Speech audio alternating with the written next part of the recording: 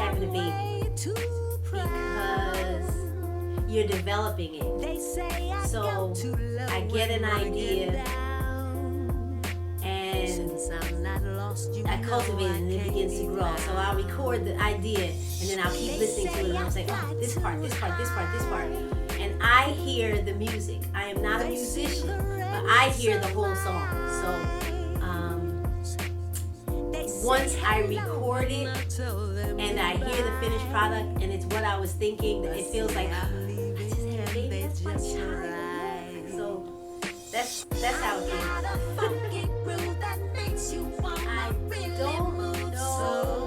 I don't ever remember not loving music.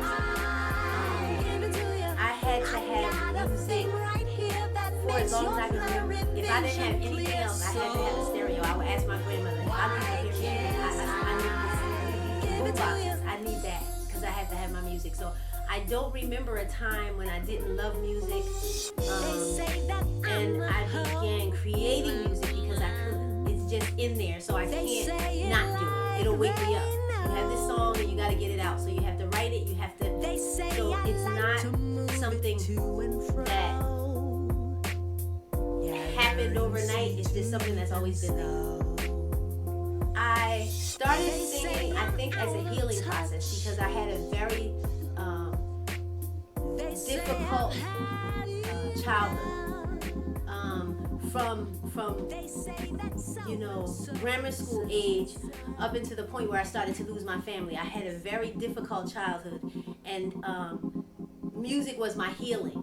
So if I felt sad, there was a song that I could sing that got that out. Every emotion that I felt, the anger, the confusion, the disappointment, there was a song for it.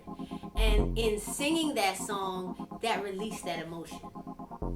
And that's pretty much what music was to me then. I don't recall it being a happy thing, although there were happy music. There was happy music, but my childhood there was a shadow over it.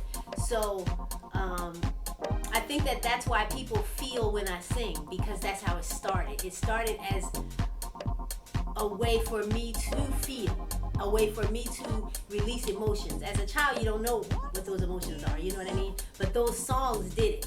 And in my household, we listened to, I wasn't brought up on R&B, I was brought up on rock and classic rock.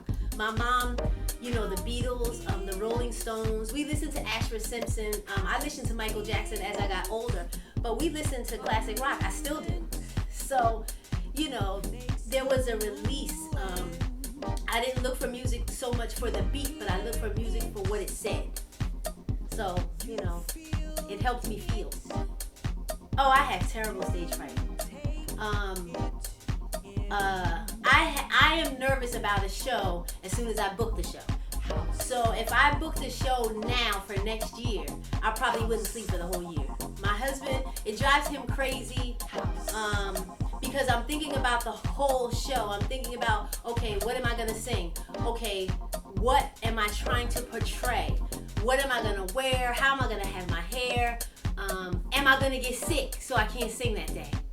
All of this is going through my mind, and I hold all of that, and I drive everybody around me crazy because I'm always nervous until I open my mouth. Once I open my mouth and I hit the note and everything, all is right with the world. But I must say, as soon as I book a show, as soon as my husband says, actually before I even book it, when he says, we should do it, I'm like, nope. So I'm nervous.